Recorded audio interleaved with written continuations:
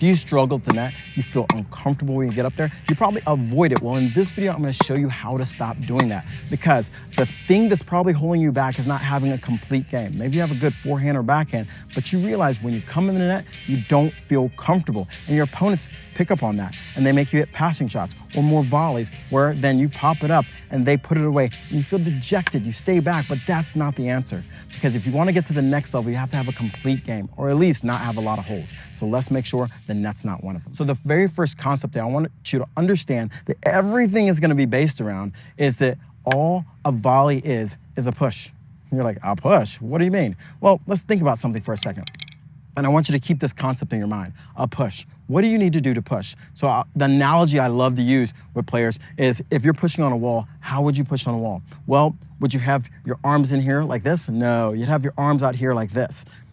Would you just push with your arms? No, you'd push with your legs. And you notice that the power transfer of this push happens when I'm pushing, but when I land, guess what? The power's gone. So you're probably thinking, how does this relate to a volley? Well, I'm gonna show you exactly how it relates to a volley and how it can improve your volley when you understand this. So let's first talk about the number one thing that could be breaking down in your push, and that's the grip. And some people say you should have a continental grip. I've said you should have a continental grip. Some people say you should switch your grip from having more of like almost like a slight Eastern grip, not a full Eastern grip, but a more continental slight Eastern grip, and switch it over here. Honestly, I don't care. Either one. Here is the fundamental thing I think of, is stability in the grip for your volley. And so what that means is, a continental grip gives you relatively good stability on your forehand and backhand, meaning I can go forehand and backhand. Where people feel that the continental grip breaks down, it's on the backhand side. It's not as strong. And so what they tend to do sometimes is they take their grip and turn it over just a little bit. And so if you're wondering what a continental grip is, if I hold my racket like this, and I take this V and I'm gonna come straight down. So this pad is on this second bevel here, and that's a continental grip. And you can feel why this is important, because this pad is the most important part. This little area right here allows you to have stability. If I take my finger and push, I can push that pad forward. And so in a continental grip, the pad's on the second bevel, and when it's turned, my racket's turned, my pad's slightly behind. And this may also be why you're in the process of using this grip. You wanna know why you like this grip? Because guess what? The pad's behind the string so you can push. But then you go to this side and you're like, well, my pad's on this side, Kevin, what do I do? There's another pad for the backhand side. You have this for your forehand, and this little hook on your backhand, when I put my racket here, helps secure it a little bit. But here's the thing, that's not the only place you want to start securing your grip. But I just want you to understand that. So if you want to have a continental grip, I can have a continental grip like this, and I can also use that hook to support my continental grip on my backhand side. If you want to switch, because it puts the pad behind the strings a little bit more, boom, and then you want to switch, which puts the hook behind the strings a little bit more, boom. Now here's my only, not disclaimer, but what I feel in this situation. When I'm in a quick situation, I don't want to be switching grips. That's me personally. Some people do it. If I have a little bit more time, let's say I'm running and hitting a volley out of the air, I might have my pad a little bit more behind the racket, and then switch it a little bit over here to have my pad a little bit more behind the racket to add that little bit of stability. But it's not the end all be all of having stability on your racket. So now that we got that out of the way, let's talk about alignment. You're probably thinking, what do I mean by alignment? Alignment is how we place our hands in front of us to volley. Now I'm gonna do it without my racket for a second so you can see how this relates. If we go back to our analogy of the wall, and I put my hands here like this is how I would push. Just try it right now. If you're somewhere you can push on something, just push and feel the strength. And the strength comes because my shoulder is behind my hand in general. Now this is kind of directly behind. You can see this alignment. I can still have it out here. I could push on a wall like this, but watch what happens. As my hands go wider, my shoulders aren't behind my hand, and therefore I can't push with my body. So now I'd have to use a weaker muscle like my arm. And that's the thing, when we're pushing, we're gonna use big muscles. So we have to have this alignment here. So how do we keep that when we're volleying? So this is what most people do here, but the problem is, look where my hands are. They're not aligned with my shoulder. And so what I want you to start doing is turning your shoulder to align it better. So I can keep my hand right here, and if I turn my shoulders and lay my racket back just a little bit, look what happens. My shoulder is still in line with my hand, therefore I can push. We're building the strong structure that you can push through the ball. So it's not like when you swing, it feels like it breaks, it feels solid, okay? You can see how that lines up. Now, watch what happens if I take my racket back without my shoulder. Boom, and now I have to muscle. Now, the problem with that we'll talk about later is the racket face. We get a ton of different racket faces instead of isolating that racket face to be what we want, okay? Same thing on the backhand side. Now, it's a little different on the backhand side. We're gonna turn probably even more and almost have the shoulder like it's a cannon, boom, facing at you. Because if you think about it, if I had a wall here and I can push here. This feels solid. Now, start to measure where it doesn't feel solid. If it's way out in front, I'm just pushing with my upper body. If it's too far back, my body goes forward. So the very first drill we want to do to put everything together is understand how do we get from the ready position to getting turned. Once we understand that, all we need to do is deliver force. One more thing that's crucial is understanding the racket face, which we're not going to go into a lot of detail, but understanding generally wherever the racket face is facing, that's going to give you the feedback to tell you where you want to hit the ball. So the very first thing I want to do is get in a good athletic position. An athletic position is super important to being explosive and getting out of the gates. So from here, we want to have a nice wide stance with a racket, I like to say, coming across. Personal preference, I think it's a lot more efficient than actually having a racket like this. Because if I get a backhand, now I can just do a slight turn and I can easily handle balls coming to my body compared to having come back here.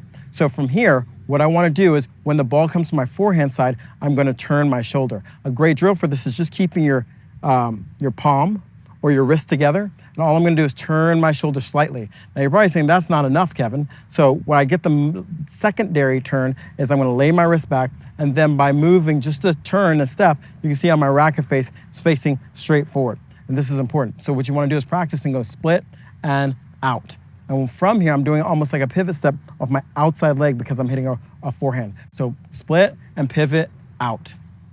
Split and pivot out. In the process of pivoting, I'm loading weight. So if you saw it from the side angle, you're gonna see split and pivot. My weight's loaded here, and if I wanna swing, I'm gonna push forward, okay? So practice this motion or this action where you're going split, pivot, my weight's on this leg, and I'm gonna push forward. And the contact will be between this. Split, pivot, contact, boom. If we wanna do the backhand, it's the exact same thing. With my racket here, I'm gonna actually pronate on the backhand versus supinate on the forehand. So I split, I'm on this outside leg, which is my left leg now, and I'm turning, and now I push, okay? You can see both sides, my swing is very minimal. The next thing we need to start talking about is delivering force, and there's two ways you can do this. Actually, sorry, there's one way you can do this, but two sets of footwork you can use to do this. And so what do I mean is delivering or transferring weight is that I'm just gonna push my weight forward. And you can see this, I'm pushing my weight forward. Now think about this. If I'm pushing my weight forward, when does the push stop? I push, boom. The moment my foot touches down, there's no more power. I gotta pick it up, reset, reload. So the idea is load and push, okay? Load and push. So the power that I'm gonna deliver to the ball in a second is right here when I've loaded and I'm pushing, that's the power. When I hit the ground, no more power, you're done. Now, that's one way. I call it step, hit, step. So I'm stepping or really load, hitting, boom, step. So now the best drill, I think, to get you started on making sure that you have a very smooth transition when volleying is we're gonna work on walking through the ball. Walking is a great way to transition your weight through the ball. And so all I'm gonna do is have my structure set up, meaning that I'm gonna go ahead and do my turn with my shoulder slightly turned, and you can see how my hand is lined up with my shoulder, still with some room to move. From here, I'm just gonna start walking forward and line it up. So I have the ball machine set up, walking forward. And you can see right here, I don't have to do that much. Very minimal swing. Because what I'm doing is I'm walking through the ball and transferring my weight forward. On the backhand side, we're gonna set it up and do the exact same thing. I have a solid structure. Now here's the thing that kind of messes up a lot of people on the backhand side. We either start running with the racket too far in front or too far behind. We wanna find that nice structure, I like to say, where the racket's somewhere around the center to edge of your shoulder, meaning it keeps, if the racket's here, the arm slightly in front and it lines up with that shoulder we were talking about before. So I also have that pad in the back to create that security. One of the most important key things, if you don't take away anything from this whole video, is if you hit the ball in the sweet spot, in the center, it's 100% different feel than if you hit on the side. Okay, so now we see how the structure is set up on both sides. So as I'm moving forward, I can hit a forehand or a backhand. Now from here, what we want to do is time our legs better, meaning that as we're moving forward, there's going to be a moment when I see the ball and my front foot's going to load to push more. Right now, you can see how I'm not delivering a lot of force because I'm just walking through the ball. But as I load more and then push through the ball, you're going to see a lot more pop on the volley. And so let's try it. I'm gonna do it on my forehand side. Now, because of this, I'm gonna have to time it a little bit better because I can't see when the person's about to swing and step and split step. So you're gonna see me hesitate a little bit, but then load my leg and then go forward. As I hit that ball, I got into position, loaded, and pushed through the ball. Same thing on the backhand side. You're gonna see the difference is there, but you can see me gathering my legs to a point of boom, I'm loading, and then pushing forward. Gathering my legs, pushing forward. And this is how you learn how to transition through volleys. Now, the last volley technique we're gonna work on is just a shift. And the shift is generally when you're playing doubles, you're probably already at the net. Maybe you don't need to move forward as much. And so how that would look is when the ball comes, I'm gonna keep my weight on my back foot. I'm gonna go ahead and set up like this. So if I were to turn here, but you can see how my weight's on my back foot. So if I got a ball, I'd keep my weight on my back foot. You see I'm shifting forward. So a great drill to help you practice the shift is just rocking back and forth with the timing of the ball machine. So I'm gonna have to wait for the first one, boom, I'm just gonna rock. See if I can get it right. So you see how I had to kind of stutter there just to get this shift.